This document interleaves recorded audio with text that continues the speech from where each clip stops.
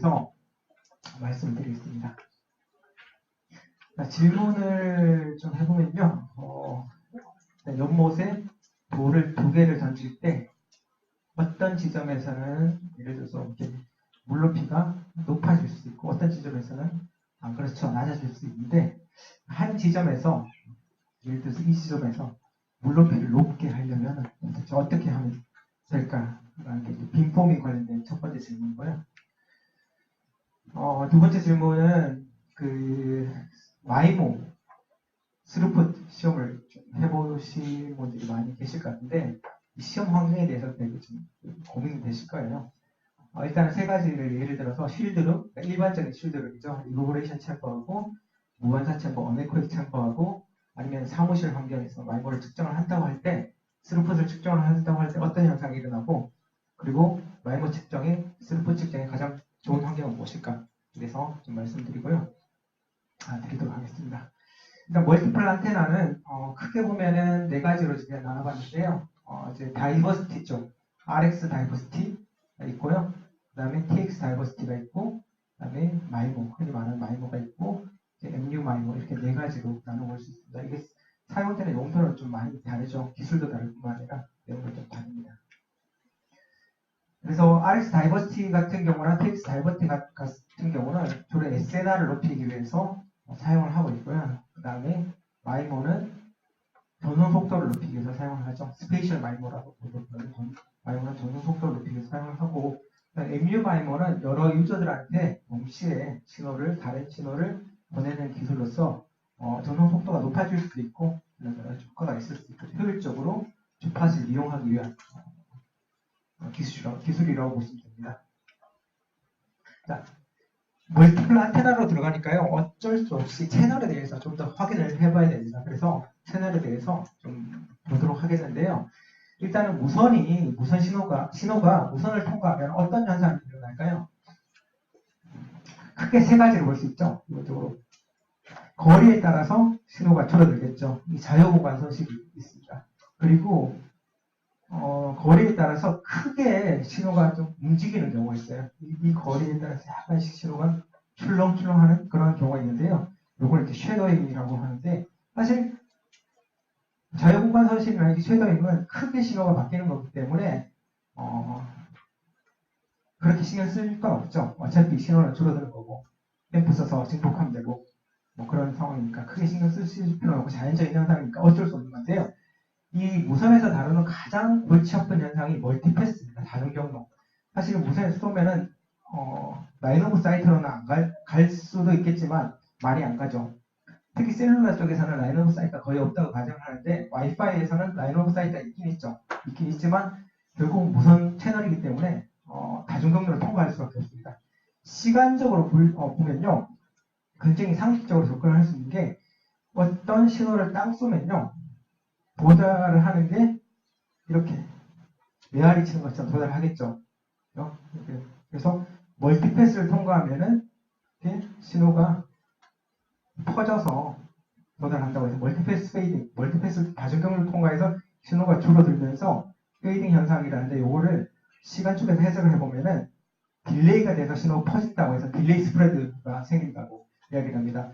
그래서 복잡한 거 뭐 레이시아 페이딩, 뭐 이런 페이딩 보실 필요 없이 실제로 신호가 멀티패스를 통과하면 이런 식으로 시간축에서 변화가 일어난다고 확인을 하시면 되는데요. 라인 오브 사이트부터 먼저 보시면 자유공간 소식이 생길 수밖에 없는 거죠.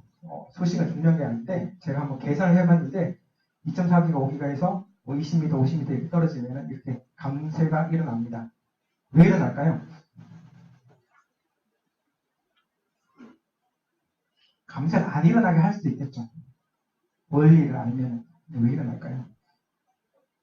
자, 에너지가 여기서 나간다고 할 때 자유공간이면은 3D로 나오는 거죠. 2D로 가면 그죠? 퍼지는 거죠. 공간으로. 그래서 신호 세기가 거리의 제곱에 반비례할 수밖에 없습니다. 에너지가 퍼지기 때문에. 그래서 자유공간 손실은 일어날 수밖에 없거든요. 그래서 요거를 잘 모아놓으면은 안 퍼지도록 잘 모아놓은 게 도퍼가 있죠. 웨이브 가이드. 이렇게 모아놓으면은 그냥 에너지가 거의 손실 없이 통과할 수 있겠죠. 물론 그 막는 물체 뭐 유전율이나 이런 거하고 상관이 있겠지만 그래서 이제 자유공간 소실에 일어날 수밖에 없는 거고요.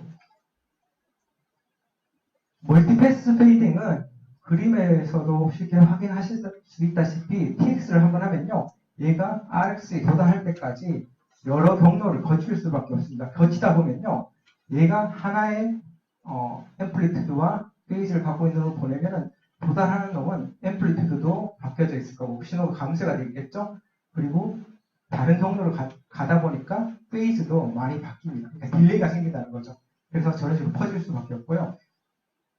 좀 더 확인하기 쉽도록 신호를 그려보면요. 이런 식의 모양이 되는데 어떤 경로를 통과하면 이렇게 되고 어떤 경로를 통과하면 신호가 작아지고 딜레이 생기고 더 작아지고 딜레이 생긴 놈들이 실제로 도달하는 입장에서는 이런 식으로 나오겠죠.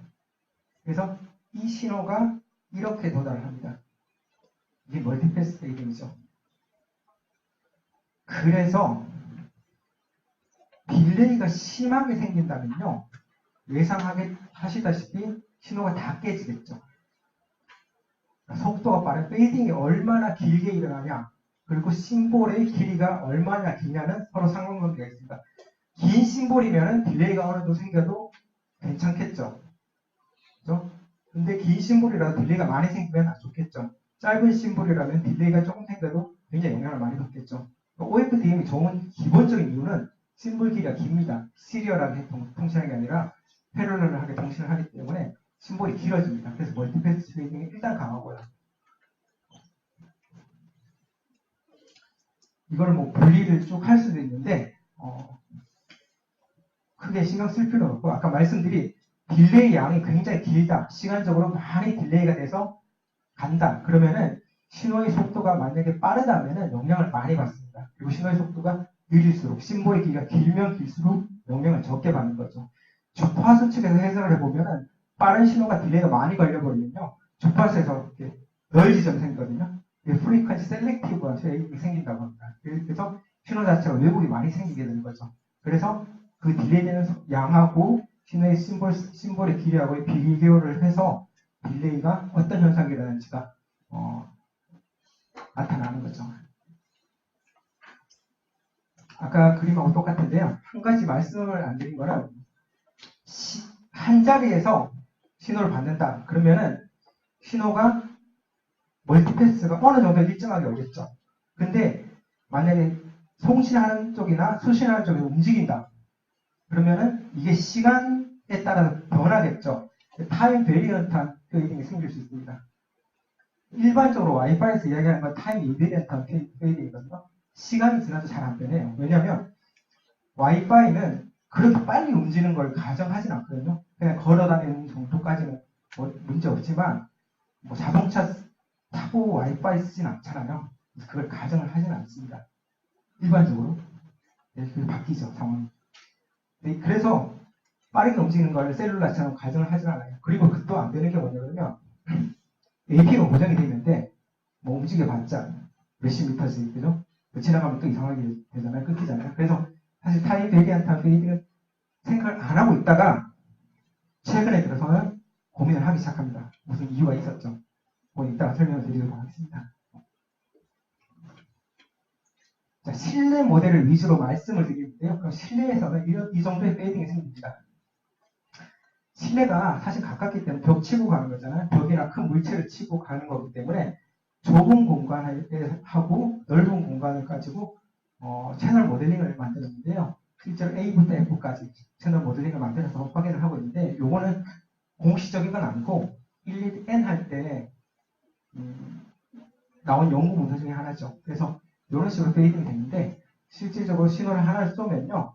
이런 과정을 거쳐서 도달하는 신호는 이렇게 된다. 클러스터를 그룹으로 묶여져가지고 페이딩이 생긴다고 보고 있죠.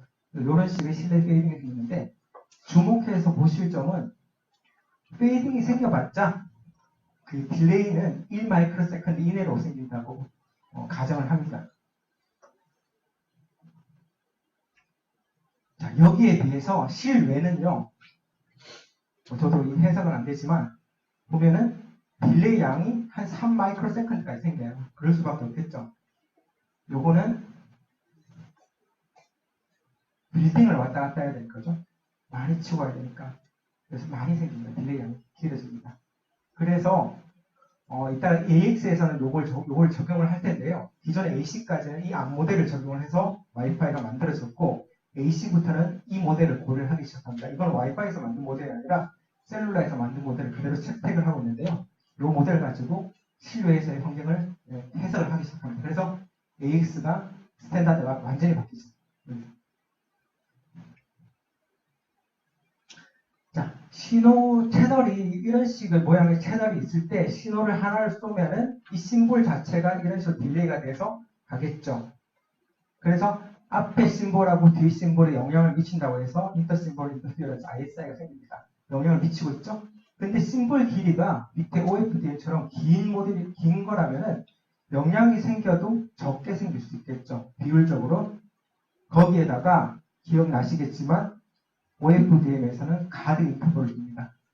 그죠? 가드 인터벌 두면은 앞에 심볼과 뒤 심볼의 영향이 줄어들겠죠. 거의 없어지죠. 이게 양이 1마이크로세컨드 많아봤자 1마이크로세컨드가 생긴다고 가정을 했잖아요. 그래서 롱가드 인터벌의 길이가 0.8마이크로세컨드 정의를 합니다. 그렇게 해놓으면은 딜레이 스프레드로 인해서 심볼 간의 간섭이 생길 위험이 없어지죠, 거의. 그래서 근본적으로 멀티패스 차단을 해서 진행이 됩니다. 자, 또 채널에 관한 내용이었고요. RX 다이버시티라는 설명을 좀 드리면요. 다이버시티가 뭐냐 그러면 영어 그대로 다양하다는 거잖아요. 그죠? 이게 다양하다는 건 뭐냐 그러면 공간적으로도 다양할 수 있고 시간적으로도 다양할 수 있고 주파수적으로도 다양할 수 있는 어쨌든 2개 이상의 안테나가 다양한 점을 이용해서 뭔가를 좋게 하는 거예요. 그 중에 다이버시티는 대표적으로 SNR을 향상시킬 목적으로 많이 쓰는데요. 이렇게 몇 가지가 있습니다. 그거는 RF에서 기본적으로 사용하는 기술이기 때문에 알려드리고 있는데요. RX 다이버시티는 전통적으로 사용하는 다이버시티예요. 옛날에 TX 다이버시티가 사용 안 할 때도 RX 다이버시티는 RX 쪽에 안테나가 2개 이상이면 수신하는데 훨씬 좋기 때문에 많이 사용을 했던 전통적인 다이버시티 기술인데 어떤 게 있냐 그러면요. 자, RX 다이버시티 할 때 하나 확인하셔야 될 점은 RX 다이버시티는 TX하는 안테나의 개수로 전혀 상관이 없습니다. 일단 RX만 2개 이상이 되는데요. 그렇게 될 때 TX에서 보내는 신호를 얘하고 얘 둘 중에 좋은 놈만 채택하는 경우가 있어요. 예를 들어서 얘는 마이너스 똑같은 신호를 보내도 안테나 패턴이 다를 거 아니에요? 그래서 얘는 마이너스 50dB 받았고 얘는 마이너스 70dB 받았다. 이 신호를 채택하는 게 있을 수 있겠죠? 셀렉티브한 다이버시티고요. 아니면은 이 2개, 얘가 얼마를 받았던 간에 2개를 그냥 무조건 합해보는 경우가 있어요. 컴바이닝 한다 그러죠? RS 컴바이닝 하는 경우가 있고 아니면은 잘 받은 놈한테 웨이트를 좀 더 두고 못 받은 놈한테 웨이트를 적게 둬가지고 약간 수신 상태에 따라서 웨이트를 다르게 주는 건데 이게 옵티멀한 RX 다이버시티입니다. 맥시멈 레이시오 컴바이닝을 해가지고 MRC라고 하는 거거든요. 요것도 있습니다. 요거는 2개의 안테나가 있으면 이론적으로 딱 2배 3dB가 증가하겠죠. 근데 말씀드린 이유는 뭐냐 그러면 RX 다이버시티를 쓰더라도 왠지는 모르겠지만 요거 쓰는 애도 있고 요거 쓰는 애도 있고 요거 쓰는 애도 있어요. 항상 이걸 쓰지는 않습니다. 왠지 모르겠어요. 칩셋에 따라서 그렇습니다. 누군가가 시뮬레이션을 했어요. 막 조건들 많이 넣고 시뮬레이션 해보니까 특정한 환경에서 노이즈가 있는 특정 환경에서 MRC는 안테나 2개 있을 때 한 3dB 정도 임프루브가 되더라. 그리고 셀렉티브 할 때는 한 1.76 그리고 이퀄 게인 할 때는 2.5dB 똑같이 컴바이닝 했을 때는 향상이 되더라. 이런 연구 결과도 있습니다. 자, TX 다이버시티도요. 똑같이 셀렉티브하게 하는 것도 있고 같이 그냥 써보는 것도 있고 아니면 빈포밍이라는 것도 있고 SDBC라는 것도 있는데요. 하나씩 말씀드릴게요. TX 다이버시티는 안테나가 RX의 안테나 숫자는 상관이 없어요. 이건 확실하게 보셔야 되는 게 TX 다이버시티는 TX만 2개 이상인데요. RX의 안테나 수는 상관없습니다. 그럴 때 어떤 게 있냐 그러면요. 얘가 똑같은 신호를 보내는 경우가 있고 그 다음에 둘 중에 하나로 보내는 경우가 있어요. 그것만 먼저 말씀을 드리면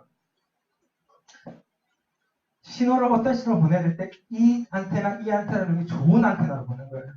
그게 셀렉티브하게 보낸다고 하는데 특별하게 정해진 용어는 없어요. 근데 실제로 이런 식으로 이용이 되고 있기 때문에 말씀을 드리는 건데요. 자, 그럼 이 안테나 중에 좋다는 걸 어떻게 판단할까요? 만들 때부터 잘 만든 안테나는 아니겠죠. 안테나 패턴이 있으니까 얘하고 상대적으로 이쪽 패턴이 좋을 수도 있겠죠. 잘 받을 수 있겠죠. RX 얘가 수신 되니까 높네? 그럼 이쪽에 잘 받고 있는 거겠죠. 그럼 그쪽으로 보내면 돼요. 그래서 셀렉티브하게 보내는 경우가 있습니다. 아니면은 똑같은 신호를 같이 보내는 경우도 있어요. 근데 사실 이건 문제가 좀 돼요. 자, 설명을 좀 드리면 지금 말씀드린 두 가지 다이버시티는요. 옛날에는 원칙적으로 많이 사용하지가 않았어요. 왜냐하면 몇 가지 이유가 있는데 그런 식으로 안테나 패턴을 좀 좋게 만들거나 아니면은 좀 더 똑같은 신호를 보내가지고 뭔가 효과를 얻기 위해서 그렇게 TX를 하기에는 사실 부담이 되죠. 여기 하나 만드는 때 파워앰프 하나씩 들어가야 되잖아요. 그죠? 그리고 두 개를 동시에 써면 전류가 엄청나게 많이 먹죠. 대략 보면은 TX 한 번 할 때 전류가 얼마 먹나요? 수백 미리 먹죠. RX 한 번 할 때 수십 미리 먹고 수백 미리를 밀어내야 돼요. 그러면 이 전류 소모가 엄청난데 이걸 하기 위해서 만들었냐? 그건 아니고 마이모나 빅포밍을 하려고 어차피 TX 두 개를 만들어 놨잖아요. 이용을 해야죠. 1렌에서 2스트림으로 간다. 그럼 마이모 쓰잖아요. 근데 원스트림으로 갈 때는 이 두 안테나를 뭔가 활용을 할 수도 있잖아요. 그런 식으로 활용을 하는 거죠. 그래서 셀렉티브하게나 같이 보내거나 그러니까 레거시 쪽, 원스트림 쪽에서 이용을 할 수도 있습니다. 그래서 쓰는 거지 원칙적으로 이것만 위해서 구현을 하기에는 좀 부담이 많이 들죠. 코스트적으로. 그리고 또 한 가지가 있는 게 TX를 동시에 하는 건요. 사실은 말이 좀 안 돼요. 한 가지 제가 질문을 드려보면 똑같은 신호를 케이블로 연결해요. DUT에서 똑같은 신호가 나와요. 이걸 케이블로 연결해서 계측기로 만약에 측정을 한다. 어떤 현상이 일어날까요? 신호가 두 배가 될까요?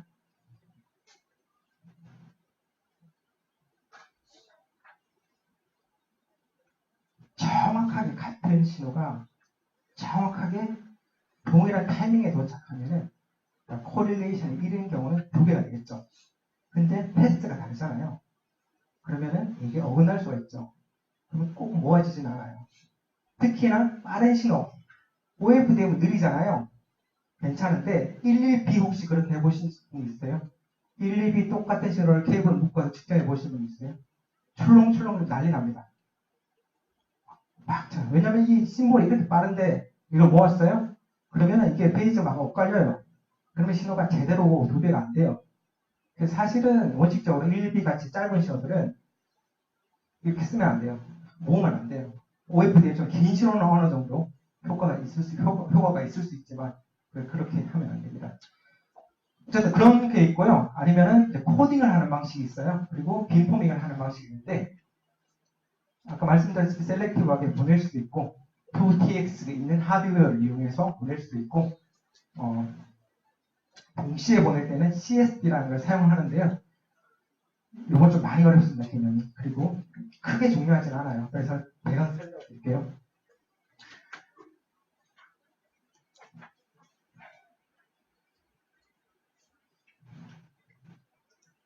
자, 신호를 두 개를 이렇게 보내면요. 두 개를 동시에 보내면은 문제가 이렇게 멀티패스로 도달을 하는데요.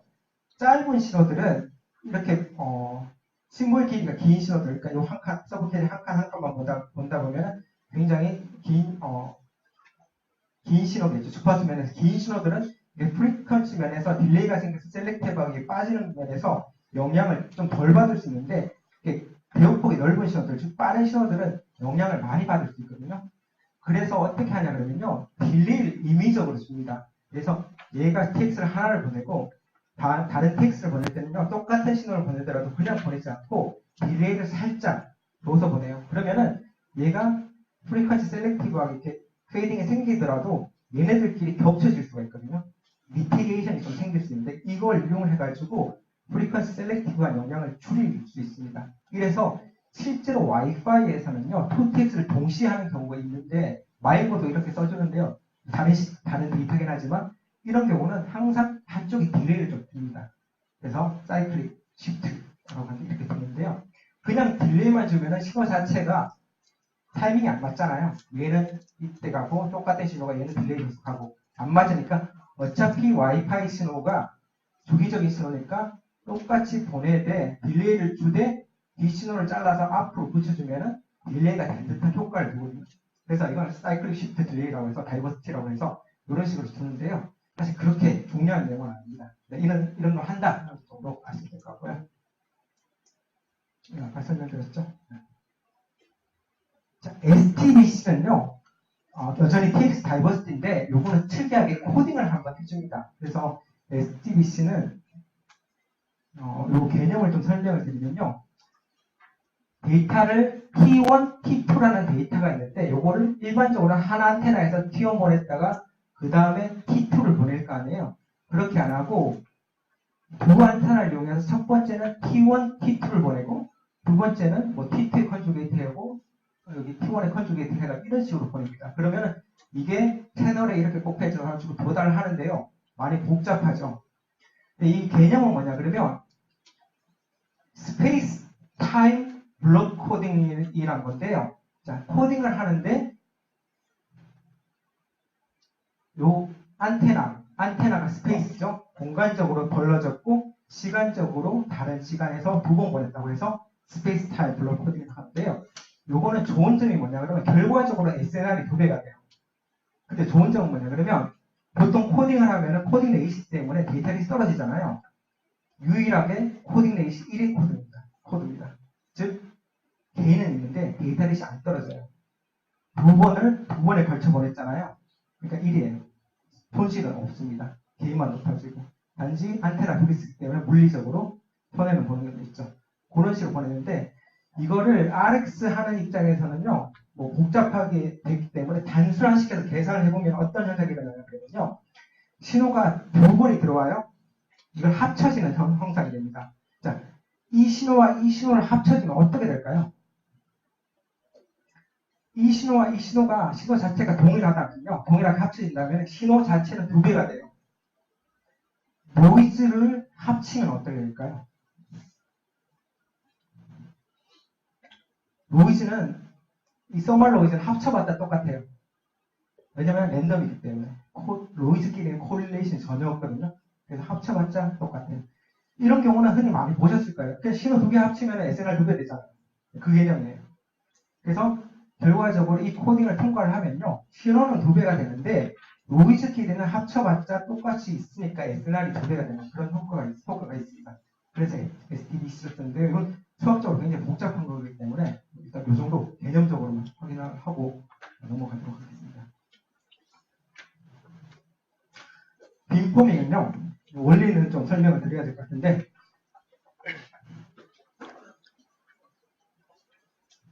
(5G에서) 이야기하는 매시브 마이머가 뭘까요? 빔포밍일까요? 아니면 스페이셜 마이머일까요? 일단 빔포밍을 먼저 설명을 드리면, 빔포밍의 원리는, 자, 똑같은 신호를 2TX를 보내요. 아까 말씀드렸지만 동시에 똑같은 신호를 보냈을 때 여러 가지 현상이 일어나잖아요. 얘가 나가는 경로, 얘가 도달하는 경로가 다 다르기 때문에 실제로 여기 RX 지점에서는 신호가 합쳐질 수도 있지만 네거티브하게 합쳐질 수도 있죠. 그거를 컨트롤하는 게 빙봉입니다. 즉 도달을 여기서 하는데 볼을 하나 던지고 하나 던졌을 때 물결이 생기잖아요. 얘가 높게 올게 하려면 던지는 타이밍을 좀 조절하면 되겠죠. 더 빨리 던지거나 더 늦게 던지거나. 그러면 물결이 이렇게 되다가 이렇게 되니까 만날 수 있겠죠. 이런 식으로 빔포밍은요, 신호를 보내는데 한쪽에 앵글을 바꾼다고. 그러니까 앵글이라고 표현을 쓰거든요. 앵글은 크기와 페이즈입니다. 페이즈가 주가 되겠죠. 그걸 바꿔가지고 하면요, 도달하는 지점에서 신호가 합쳐지게 인위적으로 만들 수가 있어요. 이게 빔포밍입니다. 이 원리는 다 쓰죠. A11, AD, AY, 5G, 뭐 매시브 마이머에서 다 쓰고 있습니다. 그래서 이 빔포밍의 원리는 확인을 해두시는 게 좋죠. 자, 그러면은 실제로 여기서는 개념적으로 문제가 있어요. 얘는 받는 놈이고 얘 보내는 놈인데 받는 놈이 어떻게 받는지 모르는데 이런 식으로 보낼 수는 없잖아요. 확인자가 필요합니다. 그래서 와이파이에서는요, 이걸 두 가지로 정리를 하는데 명시적인 빔포밍하고 암시적인 빔포밍, 즉 임플리시티 빔포밍, 암시적인 빔포밍, 명시적인 빔포밍을 나누고 있습니다. 뭐냐 그러면 빔포밍에는 용어가 몇 가지 나와요. 자, 빔포밍을 하는 놈을 빔포머라 그러고요. 빔포밍을 당하는 놈을 빔포미라고 합니다. 자, 빔포머가 빔포미 할 때 신호를 빔포밍 신호를 보내는데요. 자, 뭔가 정보를 받는 쪽에 정보를 알아야 되잖아요. 근데 이 정보를 이쪽에서 신호를 보냄에도 불구하고 받는 쪽의 신호를 기준으로 판단을 하는 거죠. 내가 신호가 이쪽으로 이렇게 RX가 이렇게 오고 있으니까 예측을 해서 TX를 이렇게 보내는 겁니다. 이게 암시적인 빔포밍이에요. 기본적으로는 가능한 게 무선의 기본적인 가능이 양방향성이 있다고 하잖아요. 채널은. 그죠? 채널이 패시브 하니까 양방향성이 있어요. 레시프로컬 하다 보니까 양방향성이 있기 때문에 기본적으로 가능해요. 근데 명시적인 빔포밍은요, 정확하게 하자는 의미에서 얘가 트레이닝 신호 아주 짧은 패킷을 하나 보냅니다. 널 데이터 패킷을 보내면요, 그걸 가지고 얘가 이쪽 채널의 상황을 계산을 해가지고 다시 피드백을 보내요. 그걸 가지고 빔포밍을 한다, 운전을 한다, 스티어링을 한다 그래가지고 이 빔포밍을 해서 이렇게 보냅니다. 이게 명시적인 빔포밍. 장단점이 있죠. 실제 솔루션마다 칩셋마다 얘를 선호하는 칩셋이 있고 얘를 선호하는 칩셋이 있어요. 근데 얘의 장점은 신호는 높아지는데 얘는 빔포밍하고 상관없는 전혀 빔포밍 프로토콜 전혀 모르는 놈인데 그냥 신호가 더 좋게 들어올 수 있죠. 그래서 11G에서도 쓸 수 있고 빔포밍하고 전혀 상관없는 쓸 수 있어요. 근데 정확도는 좀 떨어지겠죠. 반해서 얘는 여기에 간 신호를 기준으로 판단을 하기 때문에 빔포밍의 정확도가 상당히 높습니다. 반면에 얘도 협조를 해줘야 되겠죠. 단말에서 빔포밍을 지원하는 빔포머로서 빔포미로서 빔포밍을 지원한 단말이어야만 이런 작업들을 해줄 수 있으니까 얘는 꼭 빔포밍을 지원하는 단말이어야 됩니다. 그리고 더 큰 문제는 트레이닝을 하는 시간이 많이 걸려요. 리던던시가 증가합니다. 마음 자체가 좀 부하가 생길 수 있죠. 트레이닝 한다고 단점이 있습니다. 그래서 명시적인 빔포밍 같은 경우는요, 널 데이터 패킷, 쉽게 말해서 데이터가 없는 패킷이에요. 헤더만 있는 패킷을 보내가지고 트레이닝을 피드백 매트릭스 받아서 트레이닝을 하는데 얘가 빔포머가 이 빔포미한테 보낼 때 사실은 얘한테만 트레이닝을 해야 되기 때문에 빔포밍을 한다는 어나운스먼트를 합니다. 널 데이터 패킷 어나운스먼트를 하면 이 외에 있는 놈들은 그때 동안 망을 못 써요. 한참. 그동안 트레이닝 하는 동안. 그래서 상당히 망에 보고올 수 있죠. 이런 단점이 있습니다.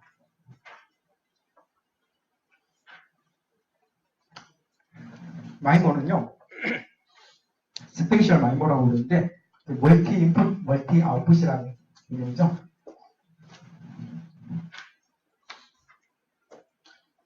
제가 질문 하나 드려볼게요. 자, 이걸 마이모라고 불러야 된다? 아니면 미모라고 불러야 된다? 자, 미모. 자, 마이모. 제가 마이모라고 불러서 그런 게 아니라 이 1N 때 마이모가 났잖아요. 투표를 했어요. IEE에서. 재미삼아. 모여가지고 한 500명, 제 기억으로 모여가지고 투표를 했습니다. 의장이 앞에서 햄버거 먹으면서 투표를 하자. 마이모 할 사람, 미모 할 사람 했는데 그때 숫자는 마이모가 많았어요. 마이모를 부르고 있는데 마이모에서 한 가지 헷갈리는 개념은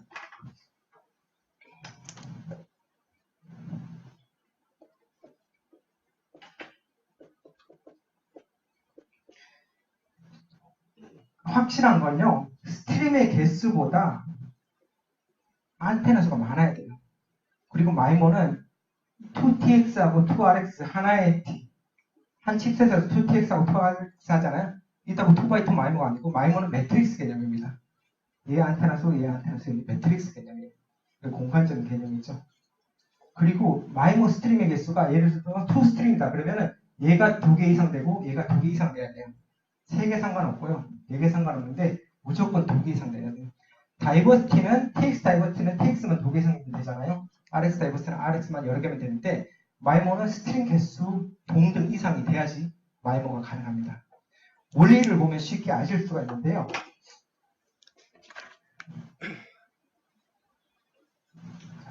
처음에 저도 마이모를 처음 접했을 때는 이게 되나? 이렇게 지금은 많이 익숙하실 텐데 저도 처음에는 10몇 년 전에는 이게 진짜 동작을 하나 이렇게 싶었는데 왜냐면 같은 시도에서 안테나 2개에다 다른 데이터를 그냥 밀어 넣잖아요. 이게 막 섞일 것 같은데 보통 이 통신을 한다고 하니까 이게 될지 생각을 많이 했는데요. 자, 이 경우를 가정을 해보면요. 한 쌍의 시료가 한 쌍의 스테이션이 AP가 될 수 있고 일반 스테이션이 될 수 있고 이렇게 통신을 할 수 있죠. 그리고 그 사무실 옆쪽에서 다른 한 쌍의 AP하고 스테이션 통신을 할 수 있죠. 충분히 가능한 시나리오죠. 근데 알고 보니까 이게 한 스테이션이었다. 가능하죠. 이게 마이모입니다. 마이모가요 굉장히 테크니컬하게 많이 들어가는 것 같은데 실제로 마이모는 굉장한 RF 기술이고요. 빔포밍의 RF 기술 같잖아요. 빔포밍의 디지털 기술이에요.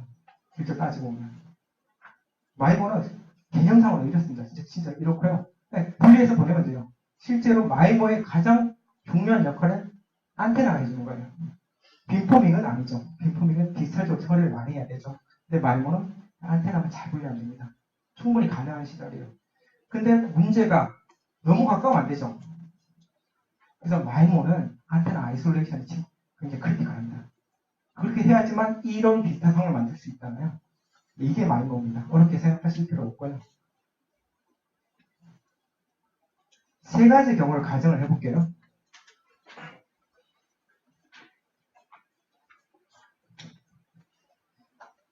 마이모의 성능은 실제 스루풋 성능을 만약에 측정하신다고 할 때 1, 2, 3번 중에 뭐가 제일 좋을까요? 자, 1번. 자, 손 한 번 드셔야 됩니다. 1번. 스루풋 2번. 3번. 자, 1번은 케이블로 각각 연결한 거고 2번은 안테나 쓴 거죠. 3번은 케이블로 이렇게 연결하고 이렇게 연결했어요. 자, 마이모는 쉽게 생각하시면 돼요. 이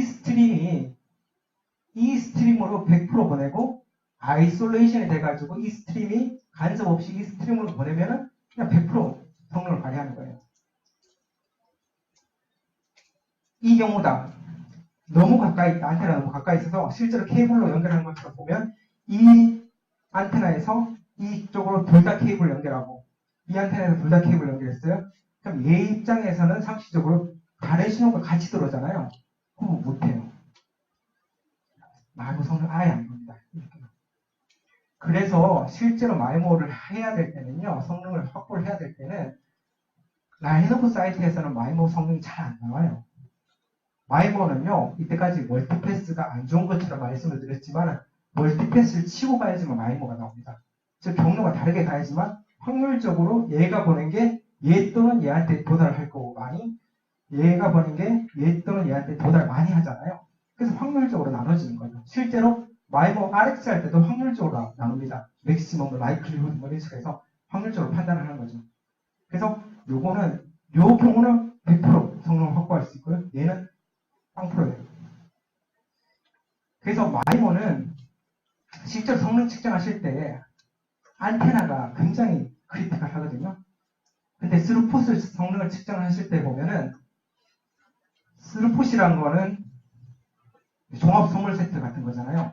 실제로 CPU의 성능, 하다못해 뭐 소프트웨어에서 디버그 메시지 많이 누르도 스루풋 떨어지고, 인터페이스의 성능, RF 성능, 뭐 소프트웨어 성능 다 들어가잖아요. 근데 거기다가 안테나 성능까지 필요해요. 그래서 안테나 성능이 가장 크리티컬 하니까 마이모의 성능을, 스루풋 성능을 판단하실 때는 가장 좋은 방법이 일단은 케이블로 연결해가지고 성능 보고요. 이때 맥스를 쳐야 돼요. 근데 물론 이렇게 다이렉트 연결하시면 안 되고요. 어텐 좀 줘야죠. 그럼 맥스 인풋 치고 하면 어텐 좀 주고 한 5, 60 주시고 좋은 RX 환경에서 측정하고 그때 맥스를 보고 안테나가 그 맥스치에 근접할 수 있는지를 확인해 보시는 게 가장 좋은 방법입니다. 그리고 라인업 사이트 바로 놓고 하면 성능 안 나와요. 근데 아이솔레이션이라는 거는, 안테나의 아이솔레이션이라는 거는 거리가 일단 거리지만, 거리가 뭐 몇십 센치, 뭐 10cm, 20cm 떨어지면은 20, 30cm 뭐 아이솔레이션 생길 수 있잖아요. 그게 크리티컬한 거지만 사실은 방향성도 있죠. 안테나 폴라리제이션 있잖아요. 폴라리제이션으로 맞추셔도 되고, 어떤 방법으로든 얘하고 얘를 잘 분리시키셔야 돼요. 그러면은 마이모 성능이 올라갑니다. 자, 문제가 이거죠.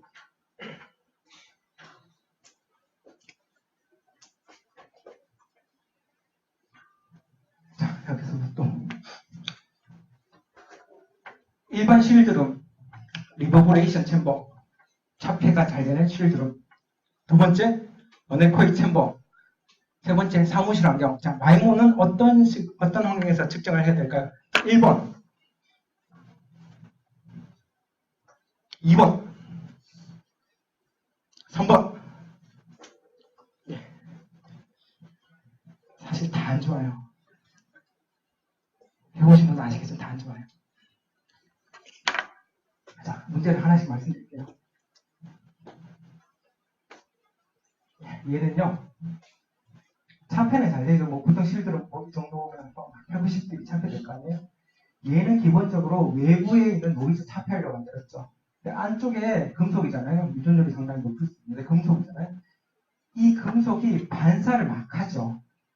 사실 멀티패스에 있으면 좋긴 좋은데, 얘는 너무 많아요. 난반사가 일어나서 한쪽에 안테나에서 나온 놈이 양쪽으로 그냥 난반사에 일어나서 다 들어갈 수 있어요. 그래서 측정이 잘 되다가 한 1cm만 밀었는데 DUT가 움직였는데 스루풋이 100메가씩 막 떨어지고 그런 현상이 일어나요. 안정적인 측정이 굉장히 힘듭니다. 물론 하실 수 있는데 힘들어요. 얘는요, 라인 오브 사이트밖에 없잖아요. 기본적으로 라인 오브 사이트에서는 직선밖에 안 가니까 한테나 한 놈에서 나온 놈이 얘하고 비슷하게 가요. 그죠? 비슷하게 도달하겠죠.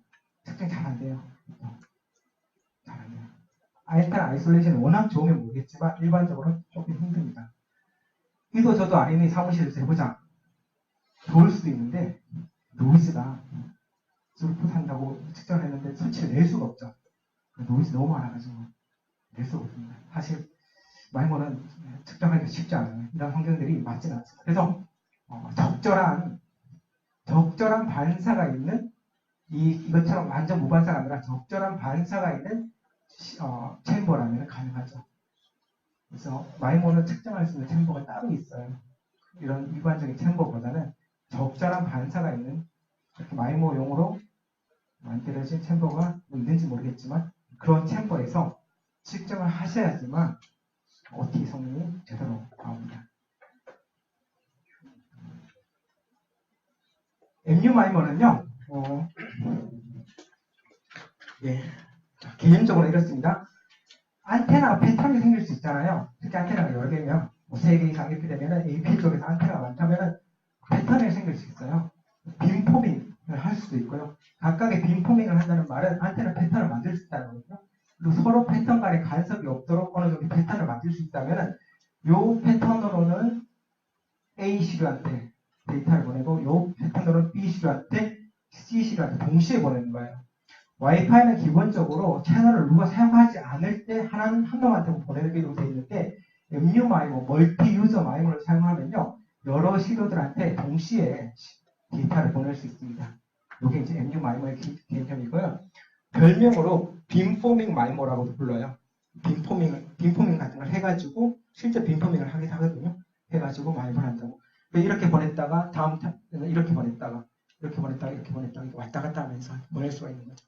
이러면은 장점이 요거는 아까 말씀드린 것 비슷한 거예요. 트레이닝을 했다 빔포밍 트레이닝, 익스플리시트 빔포밍처럼 트레이닝을 해서 한꺼번에 보낸다는 개념인데요. 장점이 안테나를 극도로 최대한 이용할 수 있는 거죠.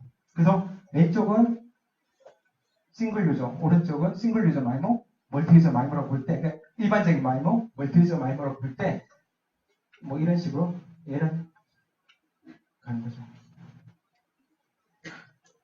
얘는 항상 뭔가 새 스트림으로 보낼 수 있는데 안테나를 그러니까 주파수의 효율성을 극대화시킬 수 있는 반면에 얘는 얘의 안테나 서포트 마이머 스트림 서포트하는 마이머 스트림 개수에 맞게만 이렇게 보낼 수가 있는 거죠. 그렇다고 이게 무조건 좋은 건 아니고 아까 명키적인 빔포밍처럼 트레이닝을 해야 돼요. 빔포밍을 하려고 트레이닝을 해야 되기 때문에 이 트레이닝 리더너시가 상당히 올라갑니다. 그래서 장단점이 있죠. 일반적으로 얘를 멀티 유저 마이머라고 하고요. 얘를 이제 그냥 마이머 또는 싱글 유저 마이머라고 구분을 해서 부르는데 1AC에서는요. 얘가 다운링크만 정의됐죠. 그죠? 업링크는 정의 안 돼 있습니다. 그 이유는 이따가 좀 설명을 드릴게요. 자, 다중 안테나로 할 수 있는 기술에 대해서 한 시간 동안 좀 확인을 해봤는데요. 혹시 질문 있으신가요? 그 다이버시티가 여러 가지가 있고, 네. 빔포도 여러 가지 종류가 있는데, 네. 그리고 마이모도 어쨌든 다양한데, 네. 실질적으로 사용하는 환경에서는 이 역시 벤더의 소프트웨어 알고리즘 따라서 이렇게 돌아가는 건지, 아니면 스펙이 있기 때문에 네. 그 스펙 표준화에 따라서 모든 디바이스 따라가는 건지.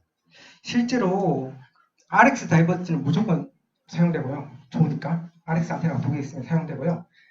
TX 다이버시티 중에 빔포밍을 많이 사용해요. 많이 사용하고 실제 빔포밍이 좋은 거는 가까운 거리에서는 별로 효과가 없고요.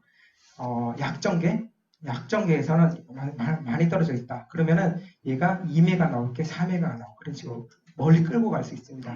데이터 자체. 그래서 약전계에서 효과가 굉장히 좋은 놈이고요. 그리고 스페이셜 마이머 같은 경우는 지금 흔히들 사용하죠. 진짜 많이 사용하는 기술이고요. 이거는 뭐 투스트림 기본적으로 요즘에 일단은 어느 정도 이제 하이엔드급 핸드폰, 스마트폰이면 와이파이 안테나 2개 이상 장착이 돼서 나오잖아요. 그러면은 데이터 레이더 어댑테이션 할 때 투스트림, 원스트림 막 왔다 갔다 해요. 그 말은 투스트림이 이용 가능한 상황이면 무조건 투스트림을 사용한다는 거죠. 그래서 데이터를 2배씩 뻥튀기해서 넣을 수 있으니까 투스트림 말고도 많이 사용을 하고 있고요. 그래서 실제로 이 테크닉들이 많이들 사용하는 테크닉이에요.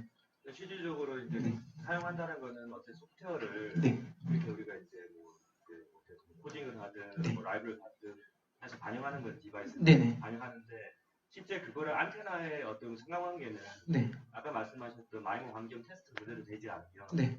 이게 제대로 정말 돌아가는지 안테나 디자인에 따라서 그렇죠. 방사 패턴에 따라서 네. 퍼포먼스 어떻게 바뀌는지 확인하지 않고 네. 막연히 소프트 적용하는 거는 조금 다른 그러니까 방법론은 맞는데 네네. 한계가 있는 기술 같아요. 빔포밍은 그 폼웨어에서 디지털적으로 어느 정도 컨트롤 가능하기 때문에 하고자 하면 잘 적용될 거고요. 마이머는 실제 상황하고 너무 관련이 많아요. 그죠? 그래서 안테나 상황이라든지 안테나 현재 패턴을 너무 관계가 많기 때문에 실제로 테스트를 어느 정도 해가지고 안테나끼리 최대한 아이솔레이션을 하고 출시가 되면요. 얘가 레이더 어댑테이션 할 때 아까 말씀드린 대로 최고의 레이스는 안테나 2개짜리면 토스트림이 최고의 레이스거든요. 갈 수 있으면 가요. 이네이블 시켜놓으면. 왜냐하면 100메가 나올 게 200메가 나올 수 있잖아요. 실제로 움직이고요. 만약에 토스트림 갖다가 계속 깨져. 그러면 칩셋의 알고리즘에 따라서 이거 토스트림 못 쓰겠네 이러고 원스트림 뭐 가는 경향이 있을 수도 있겠죠. 예, 그럴 수도 있겠죠. 근데 가능하고 서로 둘 다 토스트림 마이머를 지원한다. 시그필드에 마이머나 이런 게 다 나와 있거든요. 얼마나 지원 나와 있으면 그걸 확인하고 토스트림 갈 수 있으면 가야죠. 채널 좋으면. 그렇게 실제 사용이 됩니다. 많이. 다른 질문 있으세요? 네. 멀티 유저 마이머를 이네이블 했을 때 TBC도 같이 이네이블하고 리커먼드 되어 있는데 같이요. 이게 혹시 2개 없으니까 연관성이 있을까요? 모르겠습니다. 없을 것 같은데요. 그게 없을 것 같아요. 없을 것 같은데. 예. 그건 제가 잘 모르겠는데 없을 것 같아요. 뭐 따로따로 효과가 있으니까 뭐 그렇게 하라는 이야기일 수도 있을 것 같고요.